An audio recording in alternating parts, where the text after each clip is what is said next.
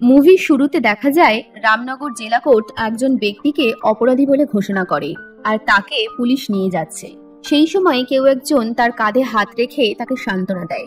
সেই অপরাধীর স্ত্রী খুব কাঁদছে আর তার মুখেই আমরা ওই ব্যক্তির নাম জানতে পারি, যেটা হলো অরবিন্দ। এরপরে পুলিশ তাকে নিয়ে যায়। পরের সিনে দেখা যায় ভিক্টর নামে এক ব্যক্তিকে, যে বাইক নিয়ে রাস্তা দিয়ে যাচ্ছিল আর ফোনে কারোর সাথে কথা বলছিল। কিন্তু হঠাৎই তার সামনে থাকা একটা গাড়ি ব্রেক মারার জন্য সে রাস্তার পাশে সাইনবোর্ডে ধাক্কা খেয়ে পড়ে যায়, যার ফলে তার চশমা খুলে গেলে সে উঠে তার চশমা পরে এমন কিছু দেখে যা দেখে সে ভীষণ চমকে যায়। এখানেই সিন শিফট হয় হসপিটালে, যেখানে মন্ত্রী নাগেশ্বর রাওয়ের নাতনি নিউমোনিয়ায় আক্রান্ত হয়ে হসপিটালে ভর্তি রয়েছে।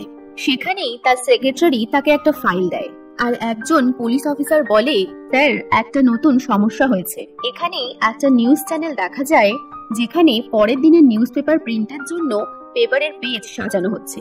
এবার এখানের এই সবকটা সিন তোমরা খুব ভালো করে মনে রেখো, কারণ এই সিনগুলো পরে খুব কাজে লাগবে। এরপরেই সিন চলে আসে বিদ্যারায়ণপুরা পেট্রোল পাম্পের কাছে, যেখানে পুলিশ একটা মেয়ের মৃতদেহ উদ্ধার করে, যাকে পেট্রোল দিয়ে পুড়িয়ে মেরে ফেলা হয়েছে। সেখানে দুজন মহিলাকে নিয়ে আসা হয় বডি শনাক্তকরণের জন্য, আর জানা যায় মৃত মহিলার নাম সাবা, আর তিনি সেন্ট্রাল ইউনিভার্সিটির প্রফেসর। এবং সাবার মা তার মেয়ের এই অবস্থা দেখে সেখানেই অজ্ঞান হয়ে যায়। পুলিশ তার বডি পোস্টমর্টমের জন্য নিয়ে যায়। এরপর সেন্ট্রাল ইউনিভার্সিটিতে একটা শোকসভার আয়োজন করা হয়েছে প্রফেসর সাবার মৃত্যুর জন্য।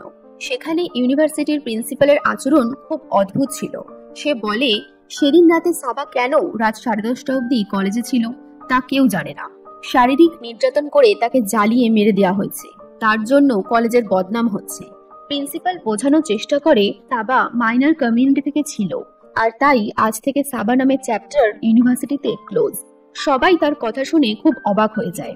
এরপর দেখা যায় একটা মেয়ে, গৌরীকে, যে স্টুডেন্ট ইউনিয়নের প্রেসিডেন্টের সাথে সাথে সাভার একজন স্টুডেন্টও ছিল। সে স্টেজে আসে আর বলে, সাভা মারিয়ামের চ্যাপ্টার কখনোই ক্লোজ হবে না, কারণ সে আমাদের মধ্যেই আছে। আর ফ্ল্যাশব্যাকে দেখা যায় সাভা একজন খুব ভালো টিচার ছিলেন, বাকি টিচারদের থেকে অনেক আলাদা। তার ছাত্রদের সাথে তার একটা আলাদাই সম্পর্ক ছিল। এরপর সাভার স্টুডেন্টরা সবাই মিলে প্রোটেস্ট করা শুরু করে তাদের টিচারের মার্ডারের বিরুদ্ধে। স্টুডেন্টরা বিরোধী পার্টির ছিল, তাই পুলিশ বিনা পারমিশনে ইউনিভার্সিটি ক্যাম্পাসে ঢুকে স্টুডেন্টদের মারে। নিউজেও স্টুডেন্টদের বিরুদ্ধেই বলা হয়, মানে যেমনটা আমরা আমাদের আশেপাশে দেখে থাকি। ক্ষমতাধারী পার্টির লোকেরা তাদের স্টুডেন্ট ইউনিয়নের লিডার ওম প্রকাশকে বন্দুক দেয়, যাতে তারা ইউনিভার্সিটি ক্যাম্পাসে বিরোধী পার্টির স্টুডেন্টদের আটকাতে পারে। দেখতে দেখতে এই প্রোটেস্টের আগুন পুরো দেশে ছড়িয়ে পড়ে। সারা দেশ জুড়ে স্টুডেন্টরা রাস্তায় নেমে পড়ে, যার ফলে পুলিশের ওপর প্রেসার বাড়ে। সরকার এই কেসে তদন্ত করার জন্য এসিপি সজ্জন কুমারকে অ্যাপয়েন্ট করে। কুমার তার ছোট্ট ছেলেকে নিয়ে একাই থাকতো, তার ওয়াইফ তাদের সাথে থাকতো না। অন্যদিকে দেখা যায় ইউনিভার্সিটি ক্যাম্পাসে পুলিশকে ঢুকতে দেওয়া হচ্ছে না। সেখানে স্টুডেন্টরা পুলিশকে গো ব্যাক স্লোগান দিচ্ছে। কুমার সেখানে যায় এবং স্টুডেন্টদের বলে তাকে এই কেসে তদন্ত করার জন্য পাঠানো হয়েছে। স্টুডেন্টরা যদি তাকে সাহায্য না করে তাহলে সে তাদের ম্যাডামের অপরাধীদের কি করে ধরবে। স্টুডেন্টরা কুমারের কথায় তাকে ক্যাম্পাসে ঢুকতে দেয়। এরপর কুমার স্টুডেন্ট ইউনিয়নের লিডার গৌরীর সাথে দেখা করে। গৌরী বলে, পুলিশ শুধু আমাদের আটকানোর জন্য ক্যাম্পাসে আসেনি, পুলিশ আমাদের মারার জন্যই এসেছিল। এই শুনে একজন পুলিশ তাকে ধমক দিলে কুমার সেই পুলিশকেও চুপ করে থাকতে বলে, কারণ কুমার চেয়েছিল সাভার মৃত্যুর আসল সত্যিটা সবার সামনে আনতে। কুমার মূর্তি বলে এক কনস্টেবলকে বলে গৌরীর বয়ান রেকর্ড করতে। এরপর কুমার তদন্তের জন্য সাভার বাড়ি যায় আর সেখানেই তার মা ও বোনের সাথে কথা বলে। সাবার মা বলে সাবার শিক্ষকতা খুব পছন্দ ছিল, তার স্টুডেন্টরাই তার জন্য সবকিছু ছিল। কুমার সাবার মাকে বলে 30 দিনের মধ্যে সে সাবার খুনিদের ধরে আনবে। কুমার তার তদন্ত বিভিন্নভাবে চালিয়ে যায়, আর পাশাপাশি ফ্ল্যাশব্যাকে আমরা দেখি সাবার জীবনের কিছু মুহূর্ত, সে তার স্টুডেন্ট আর পরিবারের সাথে কতটা খুশি ছিল। এমনই একদিন কুমার তার টিম নিয়ে ঘটনাস্থলের এক সিসিটিভি ফুটেজ চেক করে দুটো গাড়িকে সন্দেহের তালিকায় রাখে, আর ওই এরিয়ার মোস্ট ওয়ান্টেড ক্রিমিনালদের লিস্ট বের করে, যাদের লোকেশন মার্ডারের রাতে ওই ঘটনাস্থলের আশেপাশে পাওয়া গেছিল। তখনই একজন কনস্টেবল এসে কুমারকে বলে ভিক্টর বলে এক ব্যক্তি এসেছে তার সাথে দেখা করতে। আর আমরা দেখি সেই ব্যক্তিকে মুভির শুরুতে, যার বাইক অ্যাক্সিডেন্ট হয়েছিল। ভিক্টর বলে সেদিন রাতে তার বাইক অ্যাক্সিডেন্ট হয়, যার ফলে সে পড়ে যায়। আর যখন সে উঠে চশমা পরে তখন দেখতে পায় 4 জন লোক গাড়ি থেকে একটা লাশ বের করে পেট্রোল ঢেলে পুড়িয়ে দিচ্ছে। কুমার জিজ্ঞেস করে সে কি ওই 4 জনকে আবার দেখলে চিনতে পারবে, বা গাড়ির নাম্বার কি সে দেখেছে। ভিক্টর বলে সে হয়তো তাদের চিনতে পারবে না, আর গাড়ির নাম্বারও সে জানে না, কিন্তু যতদূর তার মনে আছে গাড়িটা ছিল ব্ল্যাক ডিজায়ার। তখনই কুমারের এক অফিসার বলে যে দুটো গাড়িকে তারা খুঁজে পাচ্ছে না সেটার মধ্যে একটা কালো সুইফট ডিজায়ারও ছিল। কুমার ভিক্টরকে সিসিটিভি ফুটেজের সাথে সেই অপরাধীদের ফটো দেখায় যাদের তারা ওয়ান্টেড লিস্টে রেখেছিল। ভিক্টর তাদের মধ্যে একজনকে চিনতে পারে। সাথে সাথে সাবার জিনিস থেকে পাওয়া ফিঙ্গারপ্রিন্টসও সেই লিস্টেড ক্রিমিনালদের সাথে ম্যাচ করে যায়, যার জন্য কুমার প্ল্যান বানায় তাদের অ্যারেস্ট করার। কিন্তু একজন পুলিশ বলে এরা নেতাদের জন্য অনেক খারাপ কাজ করেছে, আর পার্টির নেতাদের থেকে এরা পুরো সমর্থন পায়, যার জন্য এদের কোনো কিছুতেই ভয় নেই। পুলিশ এক এক করে সেই 4 জন অপরাধীকে অ্যারেস্ট করে। কুমার এই পুরো কাজটা গোপনভাবেই করছিল, তাই সে নিজের সিনিয়রকেও এর খবর দেয়নি। অপরাধীদের অ্যারেস্ট করে নিয়ে আসার সাথে সাথেই একজন কনস্টেবল কুমারকে বলে সব খবর লিক হয়ে গেছে, মিডিয়া ও সাধারণ মানুষ খুব ক্ষেপে গেছে। এবার এত সিক্রেট একটা প্ল্যান কি করে লিক হলো সেটা পরে তোমরা জানতে পারবে। পরের দিন নিউজ পেপারে খবরে দেখানো হয় রামনগর কেসের 4 জন অপরাধীকে অ্যারেস্ট করা হয়েছে। এখানেই ওমপ্রকাশ দেখে তাদের দলের ছেলেরাই অ্যারেস্ট হয়েছে। কুমার 4 জন অপরাধীকে জিজ্ঞাসাবাদ করে, কিন্তু তারা কিছু বলার বদলে উল্টো পুলিশকে নিয়ে হাসি ঠাট্টা করতে থাকে, মানে তাদের কাছে পুলিশ ছিল মজার পাত্র। যদিও বর্তমান সময় এটা একদম সত্যি, পুলিশের কোনো ক্ষমতাই নেই। অপরাধীদের মধ্যে একজন ভয়ে কাঁদতে থাকে। কুমার তাকে বলে সব সত্যি স্বীকার করতে, কিন্তু সেও কিছুতেই কিছু বলতে চায় না। এর মধ্যেই মতি কুমারকে বলে স্টুডেন্টরা পুলিশ স্টেশনের বাইরে বিরোধিতা করছে, কারণ 2 দিনেরও বেশি হয়ে গেছে পুলিশ অপরাধীদের অ্যারেস্ট করেছে, কিন্তু তাদের এখনো কোর্টে পাঠানো হয়নি। এর পেছনে পুলিশের অন্য কোনো প্ল্যান আছে। কুমার সেখানে এলে স্টুডেন্টদের সাথে তার বচসা শুরু হয়, যার জন্য পুলিশ আর স্টুডেন্টদের মধ্যে আবার হাতাহাতি হয়, আর স্টুডেন্টরা আহত হয়। অন্যদিকে কুমারের সিনিয়র তাকে ডেকে পাঠালে কুমার বলে স্যার, অপরাধীদের বিরুদ্ধে সব প্রমাণ জোগাড় না করতে পারলে তারা কোর্ট থেকে ছাড়া পেয়ে যাবে, তাই সে অপরাধীদের ঘটনাস্থলে নিয়ে যেতে চায়। সিনিয়র তাতে রাজি হয় না, আর সে কুমারকে বলে তোমার লাইফ রিস্ক আছে, তাই এই কেসে অন্য অফিসারকে দেওয়া হবে। কুমার তার সিনিয়রকে বলে যারা আমাকে এই কেস থেকে সরাতে চায় তাদের বলুন আমার আরেকটু সময় লাগবে তদন্তের জন্য। এখানে আসল ব্যাপারটা ওই ভালো পুলিশ অফিসারদের ডিপার্টমেন্ট যেমন সহ্য করতে পারে না, ঠিক তেমনটাই এখানে হচ্ছিল। এরপর কুমার তার ছেলেকে স্কুলে পৌঁছে দেয়, আর সন্ধ্যেবেলা পুলিশ স্টেশনে গেলে কনস্টেবল মতি তাকে বলে অপরাধীদের বেলের জন্য পার্টির একজন লোক এসেছিল, যে তাদের দিয়ে কাগজে সই করিয়ে নিয়ে গেছে। এই শুনে কুমার খুব চিন্তিত হয়ে পড়ে। এর মধ্যেই কুমারের কাছে তার সিনিয়রের ফোন আসে, আর সে বলে অপরাধীদের অন্য পুলিশ স্টেশনে নিয়ে যেতে হবে, আর এই কেস থেকে কুমারকে সরানো হচ্ছে। কুমার না চাইতেও মতিকে বলে তাদের নিয়ে যাওয়ার জন্য ভ্যান রেডি করতে। কথা মতো কুমার তাদের নিয়ে অন্য পুলিশ স্টেশনে যাওয়ার জন্য রওনা হয়, কিন্তু কুমার চাইছিল না এটা করতে। তার মনে পড়ে সে সাভার মাকে বলেছিল অপরাধীদের সেই ধরবে, কিন্তু তাকে এখন এই কেস থেকে সরিয়ে দেওয়া হচ্ছে। মতি তাকে সান্ত্বনা দেওয়ার চেষ্টা করে। সে বলে স্যার, আমাদের কাজই হলো সিনিয়রদের অর্ডার ফলো করা। যাওয়ার সময় অপরাধীরা আবার পুলিশদের নিয়ে মজা করতে থাকে, কিন্তু দেখা যায় কুমার খুব চুপচাপ রয়েছে, সে কিছু ভাবছে। আর এর পর মুহূর্তেই আমরা দেখতে পাই কুমার তাদের অন্য পুলিশ স্টেশনে না নিয়ে গিয়ে একটা ফাঁকা জায়গায় নিয়ে এসেছে, আর নিজের বন্দুক বের করে এক এক করে 4 জন অপরাধীকে গুলি করে মেরে দেয়, আর কনস্টেবল মতির হাতেও গুলি করে। পরের দিন মিডিয়াতে এই নিউজ দেখানোর সাথে সাথে পুরো দেশ জুড়ে খুশি নেমে আসে। সবাই পুলিশকে হিরোর জায়গা দিয়ে দেয়, সবাই মিষ্টি বিতরণ করছে, চারিদিকে পার্টি হচ্ছে এই এনকাউন্টারের জন্য। কুমারের ছেলেকেও স্কুলে মিষ্টি খাওয়ানো হয়, আর তার বাবাকে ধন্যবাদ জানানো হয়।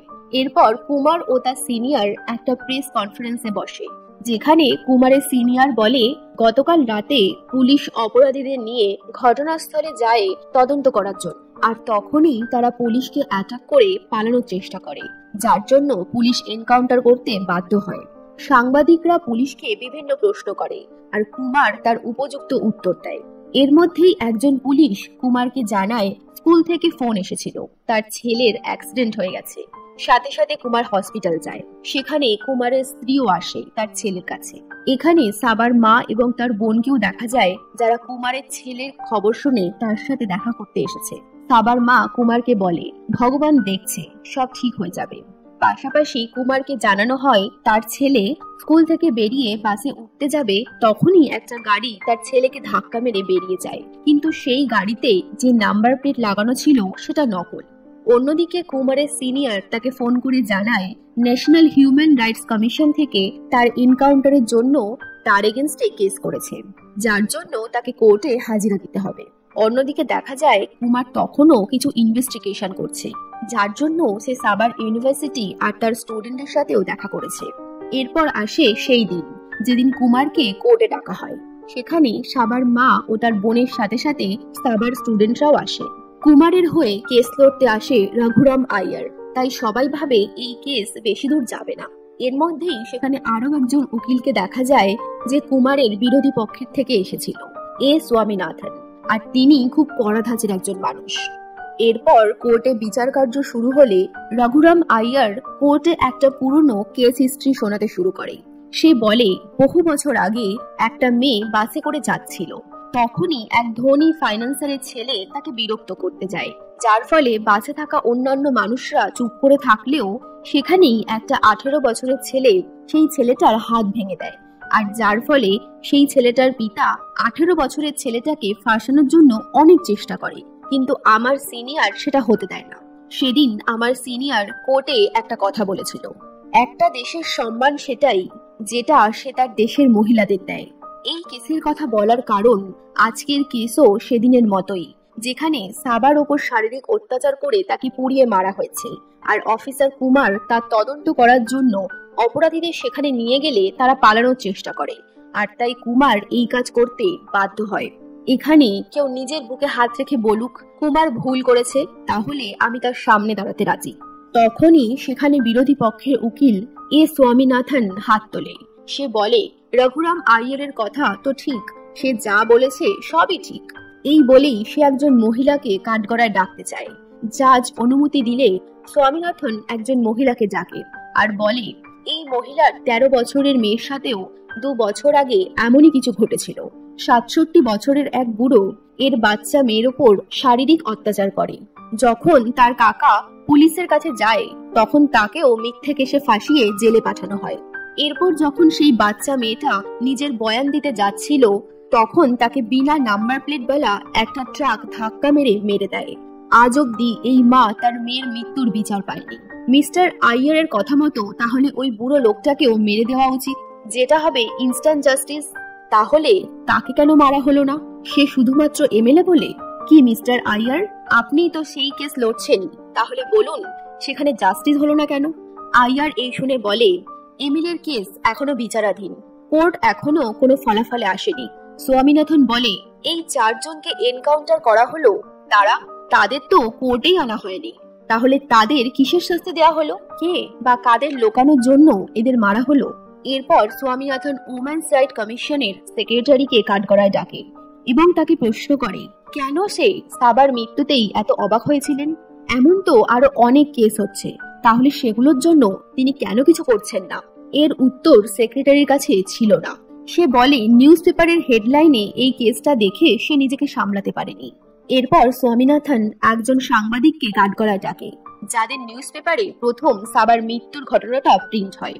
সে সাংবাদিককে জিজ্ঞেস করে সাবার পোস্টমর্টম রিপোর্ট আসে 10 তারিখ সকালে আর নিউজ পেপারে প্রিন্ট হয় 9 তারিখ মধ্যরাতে, তাহলে পোস্টমর্টম রিপোর্ট আসার আগেই আপনারা কি করে জেনে গেলেন এটা মার্ডার কেস হবে? কেনই বা সাবার কেসটা ফ্রন্ট পেজে ছিল? এরপর স্বামীনাথন সাবার মাকে কাঠগড়ায় ডাকে আর তাকে প্রশ্ন করে আপনার মেয়ের সাথে কি হয়েছিল? উত্তরে সাবার মা বলে আমার মেয়ের ওপর শারীরিক অত্যাচার করে তাকে আগুনে পুড়িয়ে দেওয়া হয়েছে। স্বামীনাথন জিজ্ঞেস করে আপনি কি সেটা দেখেছেন? সাবার মা বলে না, আমি নিউজে দেখেছি। এরই মধ্যে সাবার মা অসুস্থ হয়ে গেলে জাজ স্বামীনাথনকে ওয়ার্নিং দেয় যাতে সে এমন কোনো কিছু না বলে যাতে কোর্টের পরিবেশ বিঘ্নিত হয়। এখানেই বলে রাখি স্বামীনাথন একটু কড়া ধাঁচের মানুষ আর তার প্রশ্নগুলো একটু অন্যরকম। এরপর জাজ স্বামীনাথনকে জিজ্ঞেস করে, আপনি কি বলতে চাইছেন? স্বামীনাথন বলে, শুধু আমি একটা কথাই জানতে চাই, মিডিয়া যা দেখায় সেটাই কি সত্যি? কারণ সাবার মা সব মিডিয়া থেকেই দেখেছে। পোস্টমর্টমের রিপোর্টও বলছে হয়তো শারীরিক নির্যাতন হয়েছে। তাহলে মিডিয়া কি করে শিওর হলো এটা শারীরিক নির্যাতনেরই কেস ছিল?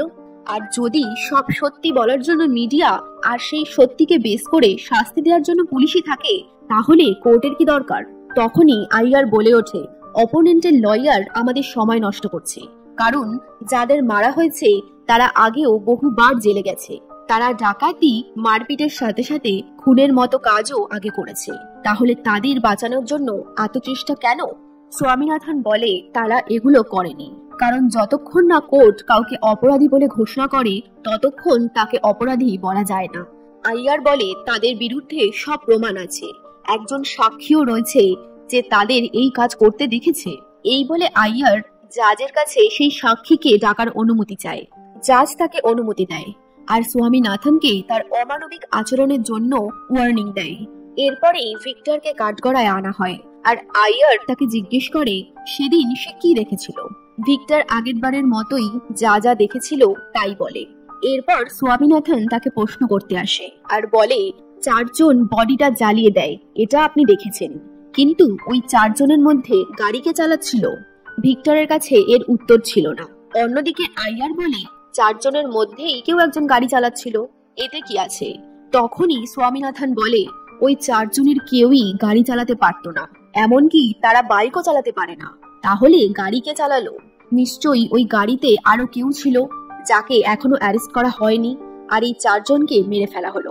এই শুনে কোর্টে থাকা সব ব্যক্তির হোশ উড়ে যায়। সবাই স্বামীনাথনের প্রশ্নে ভাবতে শুরু করে, তাহলে গাড়িকে চালাচ্ছিল? আর এখানেই আসে গল্পের এক নতুন মোড়, যেখানে স্বামীনাথন একজন ব্যক্তিকে কাঠগড়ায় ডাকে আর তার ঘটনা বলতে শুরু করে। সিন ফ্ল্যাশব্যাকে চলে যায়, যেখানে দেখা যায় এই ব্যক্তি তার মেয়েকে খুঁজতে সেন্ট্রাল ইউনিভার্সিটিতে এসেছে। সবাই তার সাথে খারাপ আচরণ করছিল, শুধুমাত্র সাবাই তার সাথে কথা বলে আর জানতে পারে তার মেয়ে বিদ্যা এই ইউনিভার্সিটিতেই পড়ে আর সে তাকেই খুঁজতে এসেছে। সাবা ওই ব্যক্তিকে নিয়ে বিদ্যাকে খুঁজতে শুরু করে আর মর্গে বিদ্যার বডি পায়। জানা যায় বিদ্যা আত্মহত্যা করেছে। সাবা বিদ্যার মৃতদেহ দেখা মাত্রই চমকে ওঠে, কারণ 2 দিন আগে অর্থাৎ বিদ্যার মৃত্যুর কিছুক্ষণ আগে সে সাবার সাথেই শেষবারের মতো কথা বলেছিল, যেখানে আমরা দেখি বিদ্যা খুব আপসেট ছিল আর সে খুব কাঁদছিল। তখনই তার পিতার ফোন আসলে সাবা তাকে সামলায় আর তার পিতার সাথে কথা বলতে বলে। বিদ্যা তার পিতার সাথে কথা বলে আর সেদিন রাতেই সে আত্মহত্যা করে। এরপর বিদ্যার পিতা তার মেয়ের মৃতদেহ নিয়ে চলে যায় আর সাবা কলেজে এসে বিদ্যার মৃত্যুর কারণ খুঁজতে থাকে। আর সে বিদ্যার রুমে একটা চিঠি পায়, যেখানে বিদ্যা লিখেছিল 7.5 বছর ধরে তাকে পাশ করতে দেয়া হচ্ছে না, কারণ সে মাইনরিটি ক্লাস থেকে এসেছিল। আর এই সব কিছু করছে তার প্রফেসর। আরো দেখা যায় তার প্রফেসর তাকে খুব খারাপ খারাপ কথা বলে আর তাকে অপমান করে। সাবা বিদ্যার ফোন থেকে জানতে পারে সে প্রফেসরের বিরুদ্ধে কমপ্লেন করলেও কোনো লাভ হয়নি, তাকে পাশ করতে দেয়া হবে না, এর জন্যই সে আত্মহত্যা করেছে। এরপর সাবা ইউনিভার্সিটির বোর্ড মিটিং এ বিদ্যা এবং সেই প্রফেসরের ব্যাপারে কথা তুললে ইউনিভার্সিটির কেউ তার কথা শুনতে চায় না। সাবা সেই জন্য পুলিশ স্টেশনে গেলে সেখানেও সেভাবে কোনো লাভ হয় না। পুলিশ অফিসার ইউনিভার্সিটিকে ফোন করে জানিয়ে দেয় সাবা সেখানে এসেছিল। এরপর বিদ্যা সেই প্রফেসর সাবাকে বলে সে যেন কমপ্লেন নিয়ে অন্য কোথাও না যায়, কিন্তু সাবা তার কথা শুনবে না এটা সে বুঝতে পেরে গেছিল। সিন এখানেই চলে আসে কোর্টে আর স্বামীনাথন বলে সেদিন রাতে সাবা ইউনিভার্সিটি থেকে বেরিয়ে বাড়ি ফেরার পথে তার গাড়ি খারাপ হয়ে গেলে সে সেখানে দাঁড়িয়ে তার বোনকে মেসেজ করে, কিন্তু সাবা জানতো না সেখানেই তার মৃত্যু তার জন্য অপেক্ষা করছে। আর দেখতে দেখতেই বিদ্যা সেই প্রফেসর তার গাড়ি নিয়ে সাবাকে ধাক্কা মেরে চলে যায়। স্বামীনাথন বলে আগের দিনের একটা ব্যক্তিগত মার্ডার পরের দিন ভায়োলেন্স কেস হিসেবে সবার সামনে এলো। কে করলো এটা আর কেনই বা করলো, কার জন্য করলো? এই 3টে প্রশ্নের উত্তর পাওয়া এখনো বাকি আছে। আর এই উত্তরের সাথে সাথেই এই মুভির সবথেকে বড় টুইস্ট সামনে আসে, যখন সিন ফ্ল্যাশব্যাকে মুভির শুরুতে সেই হসপিটালে যায় যেখানে মন্ত্রী নাগেশ্বর রাওয়ের নাতনি নিউমোনিয়ায় আক্রান্ত হয়ে ভর্তি ছিল। সেখানেই দেখা যায় কুমারকে। আর সাথে আরো দুজন পুলিশ অফিসারকেও। নাগেশ্বর রাওয়ের সেক্রেটারি তাকে একটা ফাইল দিয়ে বলে, এই ফাইলে আপনার সব ব্ল্যাক মানির হিসেব আছে, আর খুব তাড়াতাড়ি এই ফাইল বাইরে আসতে চলেছে, যার জন্য পরবর্তী ইলেকশনে আপনার জেতা অসম্ভব। তখনই এক অফিসারের কাছে একটা ফোন আসে, আর বলা হয় রাস্তায় সেন্ট্রাল ইউনিভার্সিটির একজন মহিলা প্রফেসরের মৃতদেহ পড়ে আছে, কেউ ধাক্কা মেরে বেরিয়ে গেছে মনে হচ্ছে। অফিসার বডি পোস্টমর্টমের জন্য পাঠাতে বলতে যাবে, তখনই কুমার তাকে এটা করতে না করে, আর নাগেশ্বর রাওকে বলে, এই মহিলাই আপনার ট্রাম্প কার্ড, মানুষ সব ভুলে যাবে, আপনার গদি আপনারই থাকবে। এই বলে সে প্ল্যান সাজায়, যেখানে দেখা যায় 5 জন ব্যক্তিকে, যারা সাবার বডিটা ফাঁকা জায়গায় নিয়ে এসে পেট্রোল দিয়ে পুড়িয়ে দিচ্ছে, আর অন্যদিকে মিডিয়াকে দিয়ে পুরো ব্যাপারটাকে একটা শারীরিক নির্যাতন করে মার্ডার কেস বলে চালানো হয়। যেমনটা কুমার প্ল্যান করে সবকিছু তেমনই চলে। সে পুলিশকে অর্ডার দিয়েছিল সাবার স্টুডেন্টদের মারার জন্য। এরপরেই সিন আসে কোর্টে, যেখানে কুমার এসে কাঠগড়ায় দাঁড়ায়, আর আইয়ার বলে এই সবকিছু মিথ্যে, এর কোনো প্রমাণ নেই। স্বামীনাথন বলে প্রমাণ আছে, আর আমরা দেখি কনস্টেবল মতিকে যে কাঠগড়ায় এসে দাঁড়ায়। স্বামীনাথন বলে এই সব প্ল্যান ছিল এসিপি সজ্জন কুমারের, শুধু এনকাউন্টারের অর্ডার ওপর থেকে এসেছিল। তখনই সিন আসে ফ্ল্যাশব্যাকে, আর দেখা যায় কুমার মতিকে অর্ডার দেয় গাড়ি রেডি করার জন্য, যাতে অপরাধীদের অন্য পুলিশ স্টেশনে নিয়ে যাওয়া যায়। মতি দেখে গাড়ি সার্ভিসিং এর জন্য গেছে, তাই সে কুমারকে জিজ্ঞেস করতে আসে অপরাধীদের কি ভ্যানে করে নিয়ে যাওয়া যাবে। মতি শোনে কুমার কারোর সাথে কথা বলছে, যে তাকে বলছে অপরাধীদের এনকাউন্টার করার জন্য। যদিও কুমার তাতে আপত্তি জানায়, কিন্তু ফোনে থাকা ব্যক্তি অর্থাৎ নাগেশ্বর রাও তাকে অর্ডার দেয় এনকাউন্টার করার, কারণ এই এনকাউন্টারটাই তার জন্য মুখ্যমন্ত্রীর পদটা সুরক্ষিত করত। স্বামীনাথন বলে এই সব কিছু হচ্ছে শুধুমাত্র রাজনীতির জন্য। নেতারা নিজেদের ভোটের জন্য মানুষদের ক্রিমিনাল বানায়, আবার দরকার হলে তাদের মেরে নিজেদের ভোট ব্যাংক গুছিয়ে নেয়। 4 জনকে বিনা দোষে মারা হলো, আর মানুষ তাদের মার্ডারে সমর্থনও করলো, এটা না জেনে না বুঝেই যে আদৌ তারা কোনো দোষ করেছিল কিনা। রাজনীতি জাতিবাদকে ব্যবহার করে নিজের কাজ করিয়ে নেয়, আর মানুষ মূর্খের মতো সেটাই মেনে নেয়। স্বামীনাথনের দেওয়া প্রমাণ থেকে জাজ তার নির্ণয় শোনায়, আর এই কেসের সাথে যুক্ত সব পুলিশ অফিসারদের সাসপেন্ড করা হয়। সাথে সাথে কুমারকেও নিয়ে যাওয়া হচ্ছিল।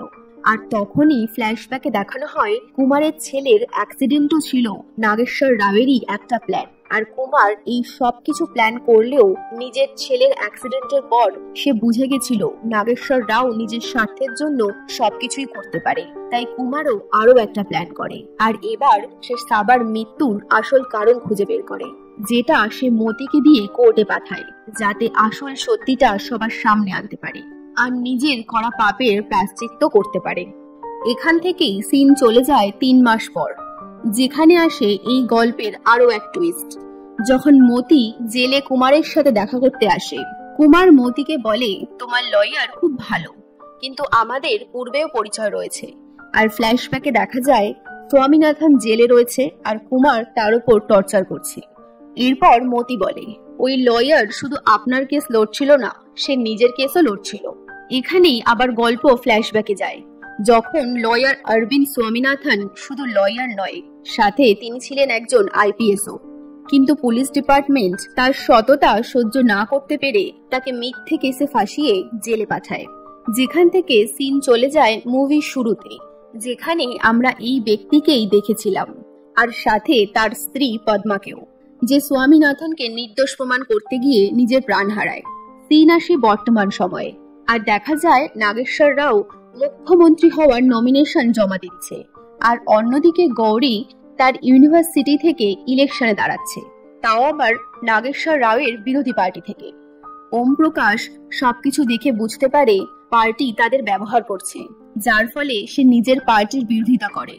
আর দলের কিছু লোক তাকে মারতে শুরু করলে দেখা যায় পার্টির অন্যান্য সদস্যরা ওম প্রকাশকে বাঁচায়, আর যারা তাকে মারছিল তাদের মারে।